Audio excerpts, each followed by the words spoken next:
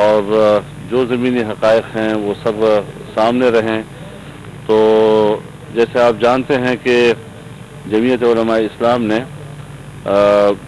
وفاق کی سطح پر علیحدگی کا فیصلہ کیا ہے، لیکن اس سے آگے ابھی ہم نے نہ کوئی اس بارے میں کوئی اسٹریٹجی بنائی ہے، نہ کوئی ہماری کوئی حکمت عملی ہے اس حوالے سے. اور میں تو یہ کہتا ہوں جی کہ اگر میز پر کسی ایک پیالی کے اندر مکھی گر جائے تو اسی پیالی کو ہٹانا ہوتا ہے، پورے میز کو تو نہیں الٹنا ہوتا جی. تو اس حوالے سے ابھی ہم نے کوئی فیصلہ نہیں کیا ہے. اور نواب صاحب تشریف لائے ہیں. اس تمام صورتحال پر انہوں نے جو ان کے احساسات تھے، جو ان کے خیالات تھے، ہم نے سنے ہیں. اور میں نے ان کی خدمت میں یہی عرض کیا ہے کہ جمعیت علماء اسلام کی جو مرکزی مجلس عاملہ ہے تو اس کا اجلاس چونکہ ہونے کو ہے، اس تمام صورتحال کو ہم زیر غور لا رہے ہیں. اور بلوچستان کی جمعیت علماء اسلام کے امیر مولانا محمد خان شیرانی اور وہاں صوبائی اسمبلی میں جو ہمارے پارلیمانی لیڈر ہیں مولانا عبدالواسط صاحب، وہ بھی اس میں شرکت کریں گے. اور اس تمام صورتحال کا جائزہ لے کر ہی ہم جماعت کے مشورے سے کسی نتیجے پہ پہنچ سکتے ہیں. مولانا صاحب آج خورشید شاہ صاحب کاکڑ صاحب وہیں موجود تھے. انہوں نے کہا کہ قاف لیگ اور جے یو آئی مل کر بھی بلوچستان حکومت نہیں گرا سکتے. نہیں، ہم نے گرانے کا جب فیصلہ ہی نہیں کیا تو وہ ایسی بات کیوں کرتے ہیں؟ لیکن چودھری شجاع صاحب کی طرف سے بیان آ رہا ہے کہ انہوں نے کہا کہ انہوں نے تجویز دی ہے آپ کو کہ بلوچستان میں پاکستان مسلم لیگ کاف اور مولانا جے یو آئی مل کر حکومت بنا سکتے ہیں. نہیں، انہوں نے بات کی ہے نا، تو ہم نے تو کوئی جواب نہیں دیا نا اس کا. یہ بتائیے گا کہ پیپلز پارٹی کے رہنما جو خورشید شاہ ہیں ان کا یہ کہنا ہے کہ اگر وفاقی وزیر احمد اللہ کاکڑ جو ہیں وہ اگر مستعفی ہو کے جا رہے ہیں تو پھر چیئرمین اسلامی نظریاتی کونسل کا جو عہدہ ہے وہ بھی جے یو آئی کو چھوڑنا پڑے گا. کیا کہیں گے؟ وہ ایسا نہیں کہہ سکتا. آج ہی انہوں نے کہا ہے. نہیں کہہ سکتا، نہیں کہہ سکتا. میں اس کو چیلنج کرتا ہوں، کر کے کہہ دکھائے. اور اگر انہوں نے ایسی بات کی ہے تو یہ آفیشل اسٹیٹمنٹ نہیں ہے، تو آفیشل پارٹی کا سربراہ دیتا ہے جی.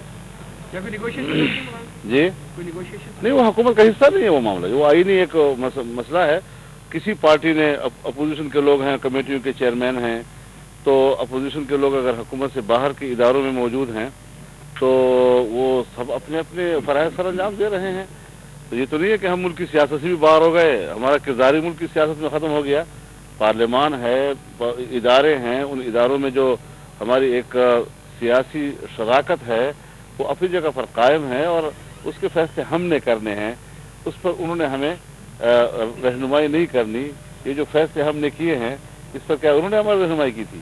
تو فیصلے ہم نے خود کرنے ہوتے ہیں. مولانا اس سے یہ ظاہر ہوتا ہے کہ آپ نے رئیسانی صاحب کا تھوڑا یقین دلایا کہ فی الوقت وہاں ان کی حکومت کو کوئی خطرہ نہیں، جس کا ایک اہم تاثر پیدا ہو رہا ہے کہ وہاں پہ مسلم لیگ کاف اور میں گزارش کروں کہ ابھی بھی مولانا صاحب نے آپ لوگ کہا کہ کل مرکزی مجلس عاملہ کا اجلاس ہو رہا ہے، تو آپ کو سمجھنے کی کوشش کرنی چاہیے نا.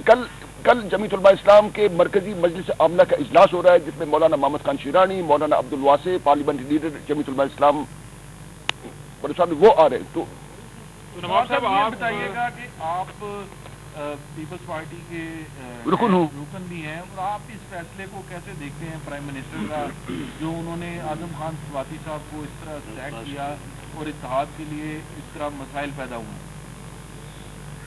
جو میں کسی اور کا نہیں کہتا ہوں، لیکن میں اپنا کہتا ہوں کہ اگر یعنی میں نے اس قسم کے فیصلے کیے، میں نے جوائنٹ پارلیمنٹری گروپ کا اجلاس بلا کے ان کے سامنے یہ مسئلہ رکھا ہے اور ہم نے اجتماعی فیصلہ کیا ہے.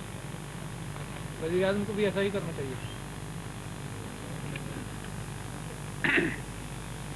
تو نواب صاحب آپ یہ محسوس کر رہے ہیں کہ آپ کی حکومت کو واقعی وہاں پہ خطرہ موجود ہے، جس طرح کے بیانات آ رہے ہیں کاف لیگ کی؟ میں ابھی بھی اپنے گھر میں رہتا ہوں، اگر حکومت نہیں ہوگی بھی میں اپنے گھر میں رہوں گا. جی یار میں کوئی خطرہ محسوس نہیں کرتا ہوں. میں خود خطرناک ہوں اور میں خطرناک آدمی خطرہ محسوس نہیں کرتا ہے. دوسروں کے لیے خطرہ ہوتا ہے. مولانا بلوچستان اسمبلی کے کافی ارکان ہیں اسلام آباد میں موجود ہیں اور کچھ ان میں سے پکے ہوئے پھل کی طرح گرنا چاہ رہے ہیں. آپ اس پکے پھل سے کچھ فائدہ اٹھانا چاہ رہے ہیں؟ ہمارا ابھی کسی سے رابطہ نہیں ہے. دیکھیں ایک بات جو انہوں نے کہا کہ پکے پھل گرنا شروع ہو گیا ہے، جب پھل زمین پہ گرے گا وہ داغی ہو جائے گا، اس کو توڑنا پڑتا ہے توڑنا پڑتا ہے